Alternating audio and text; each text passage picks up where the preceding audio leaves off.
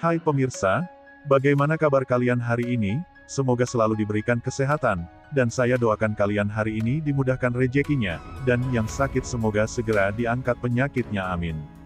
Namun sebelum kita bahas mohon dukung channel ini, dengan cara tekan tombol like dan subscribe, biar kami lebih semangat menyajikan berita-berita terupdate. Kalau sudah mari kita lanjut.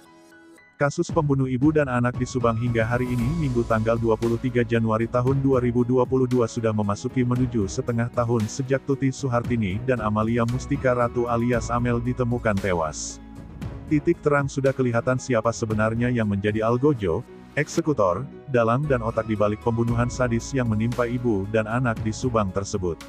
Namun polisi dalam hal ini Polda Jabar belum juga mengumumkan siapa pembunuh ibu dan anak di Subang tersebut. Namun Kabid Humas Polda Jabar Kombes Ibrahim Tompo berjanji akan bongkar kasus ini hingga ke akar-akarnya. Benarkah? Pakar hukum Dr. Heri Gunawan mengungkapkan upaya pengungkapan begitu lama hingga saat ini hampir 6 bulan belum juga terungkap. Padahal dari beberapa kasus pembunuhan tidak sampai lama seperti ini. Apakah karena memang susah atau karena salah dari awal penanganan kasus pembunuhan Subang ini? Ini kan sudah lama, kenapa? Kendalanya di mana? Kalau kasusnya dibilang sangat kompleks, kompleksnya seperti apa? Ucap Heri Gunawan, Sabtu tanggal 22 Januari tahun 2022. Jika kita memakai logika sederhana, kata dia, mudah sekali bagi polisi untuk mengungkap kasus pembunuhan tersebut. Hal itu merujuk pada rentetan kronologi insiden tersebut. Heri Gunawan menjelaskan, untuk kasus pembunuhan, rata-rata dilatar belakangi 3 faktor, yaitu harta, asmara, kecemburuan, atau konflik sosial, misalnya tidak mau tersiingi. Motifnya banyak kemungkinan sih ya, bisa harta, bisa kedudukan, bisa kecemburuan dan banyak lagi. Yang jelas motif itu jelas ada, tapi entah motif apa yang menjadi landasan, kata dia. Jadi bisa saja orang dekat pelakunya hanya saja belum ditemukan bukti yang mengarah ke orang dekat tersebut. Jika sampai tidak terungkap, ya artinya kinerja kepolisian dipertaruhkan. Publik yang nantinya akan menilai, ucapnya.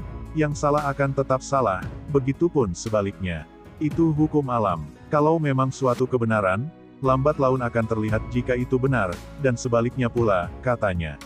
Sementara itu, Kabid Humas Polda Jabar, Kombes Pol. Ibrahim Tompo mengatakan, upaya pengungkapan kasus sedang terus dilakukan. Tim yang berkolaborasi antara Polda Jabar dan Mabes Polri dalam hal ini Direktorat Tindak Pidana Umum, Ditipidum, Bareskrim Polri menggabungkan kekuatan dalam rangka membantu pengungkapan kasus pembunuhan ibu dan anak di Subang. Backup satuan atas Mabes Polri, dilakukan jika diperlukan sesuai situasi dan kebutuhan, ujar Ibrahim. Sebelumnya Polda Jabar sudah merilis sketsa wajah terduga pelaku pembunuh ibu dan anak di Subang. Sketsa wajah tersebut telah disebarkan kepada masyarakat. Polisi kini sudah memeriksa 69 saksi baik dari pihak keluarga, saksi yang berkaitan langsung dengan peristiwa, dan juga saksi lain yang tidak ada hubungannya tetapi keterangannya diperlukan. Namun sampai sejauh ini belum ada satupun saksi terperiksa yang statusnya dinaikkan menjadi tersangka. Polisi masih mencari alat bukti yang kuat dalam menentukan siapa pelaku pembunuh ibu dan anak di Subang. Belum ada, masih menunggu, kita masih lidik, ungkapnya singkat. Proses penyelidikan dan penyidikan kepada para saksi-saksi tersebut terus dilakukan. Yang jelas, berbagai upaya dilakukan untuk sebuah tujuan, yaitu mengungkap kasus ini sampai ke akar-akarnya sehingga bisa ditemukan siapa saja otak dari pelaku ini. Kemudian selain itu, bisa didapatkan pula siapa saja yang terlibat selain dalangnya. Teknisnya tidak kita ekspose, dirahasiakan, karena merupakan informasi yang dikecualikan dalam UU KIP, Undang-Undang Keterbukaan Informasi Publik, tegasnya. Nah, gimana menurut kalian?